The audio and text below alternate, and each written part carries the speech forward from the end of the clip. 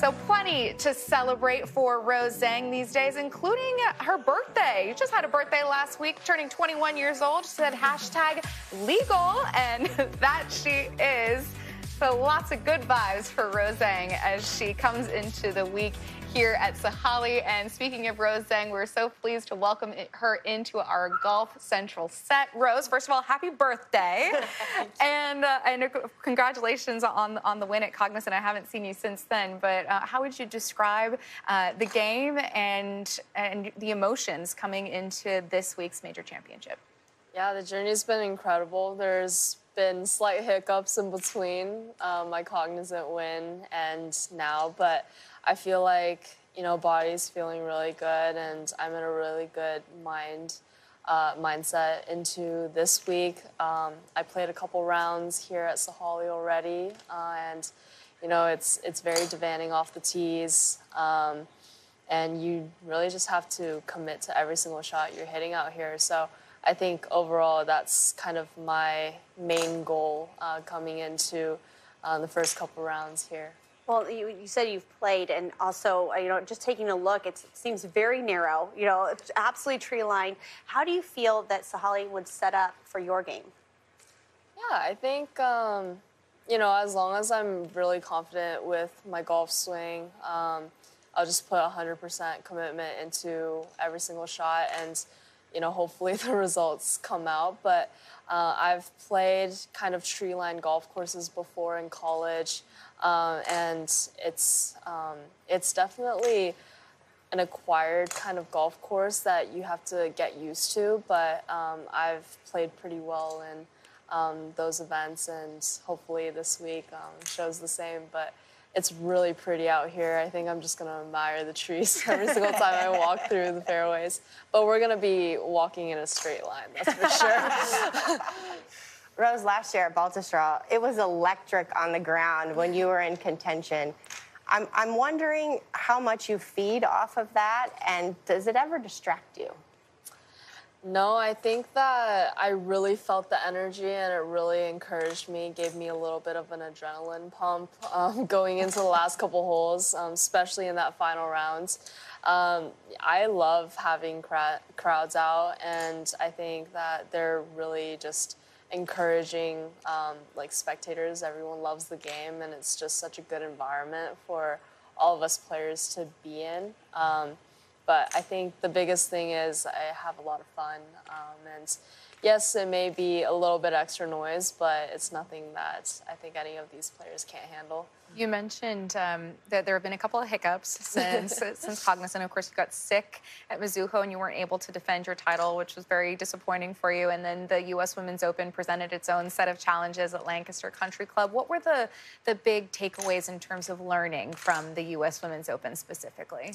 For sure. I think especially after I got a little bit sick, had to withdraw at Mizuho, I put a little bit more pressure on myself to be able to perform and play the best that I can. I think especially when you're at Lancaster, you just can't lose your cool there. And honestly, any score, as long as you grind it out, you're kind of in a position to being able to climb up the leaderboard. But I think that's the biggest thing for me. I just put a little bit more pressure on myself, and especially on difficult conditions, that's the last thing that you want. So, you know, I learned a lot from that event. I think it really showed that sometimes when you are in a little bit of a mishap, or when you're not playing so well, don't have your A game, it's still important to commit to your own game plan and keep yourself in the moment, in the stride. Well, I've just been so impressed with, even though you're just turned 21, you're still a college student, and you have made this seamless, or it seems like a seamless transition from college golf to the professional ranks. I mean, you won everything you could win as a collegiate athlete, and we just always kept setting expectations and like the bar, and you kept meeting them. And you know, coming out onto tour, it's not necessarily going to be an easy transition. I, for one, know that very well, and it can be very hard to win. But you won your first as a professional. You know, how were you able to do that? How were you able to make that what seemed like a seamless transition from a phenomenal amateur golfer to now a winner on the LPGA Tour? It's pretty crazy because I think, you know, you see it on paper and it may seem like a very seamless journey thus far, but if anything, I've encountered more adversity, more, I guess, obstacles, whether it's myself, whether it's the golf course, the schedule that's presented in front of me. Just all these things I had to kind of navigate and learn. I'm very thankful that I had a really good support system around me, my team, especially with my agency, and then just back at home, people who supported me. That was the biggest thing that allowed me to transition well. And given I'm still a college student, that also really helped me transition a little bit better because I'm not putting my 100% identity into me being a professional player. Rather, I'm doing this as a profession. I love this game. I want to inspire others, continue to do my thing, but I still have other things that I'm responsible for, and that's what really placed me in a perspective where I can do a lot of things, but I don't have to, I guess, overanalyze myself as a golfer, and that was the biggest thing that really allowed me to kind of smooth over, you know, all those hard little bumps here and there. Rose, you built such a great community for yourself at Stanford. What's it been like transitioning to the LPGA? Do you feel like you've been able to build a strong community here? And how important is that connection for your success? For sure. Actually, it's so funny because I think a lot of the tour players out here, they've all been really welcoming from the start, and now I've seen a lot of my friends from junior golf start to come out here on tour and play.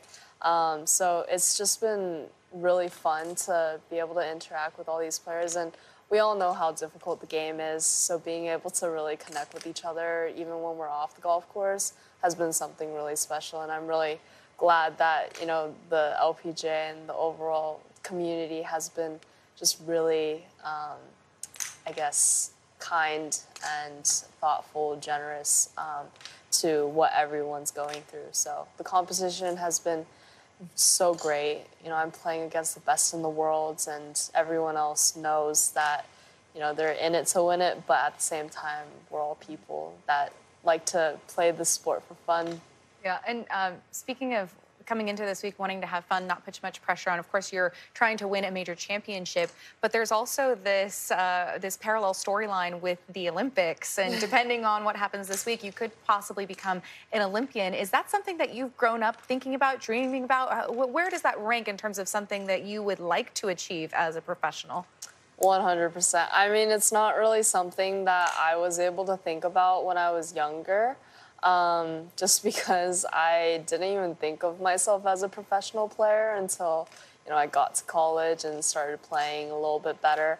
I think, I mean, I watched the Olympics ever since I was 5 when I was younger, watching all these different sports and all these incredible athletes perform for their country and standing on those podiums. And I don't know, it'd be an absolute dream if I were to become one, but I think job's not done. You know, you still have a lot of golf left to play, so we'll see what happens, but hopefully all goes well. Yeah. And before we let you go, just quickly, what was the FOMO like watching your Stanford Cardinal win the national championship? Oh, it was actually terrible. I was close to crying. Like, it was actually on my birthday where I had to watch them, or the night before, and you know, I was just glued to the screens, just watching them, and because I was at school during winter quarter and I was watching how they were competing, how they were practicing every single day, morning workouts, morning practice, and just the schedules that they filled themselves on, but at the same time were able to, you know, just come together and win a national title. It's, oh my gosh, I'm so happy for them. They're probably just, I don't know, still sinking it in. Yeah. I remember that feeling, and it's just so fun to see them. Yeah, I'm sure you were on their minds. A lot of them are so inspired by what you've done, of course. And so congratulations to Stanford Cardinal once again on the national championship. And Rose Zhang is teeing it up at the KPMG Women's PGA Championship this week, en route to possibly a first major championship. Rose, we appreciate you taking the time.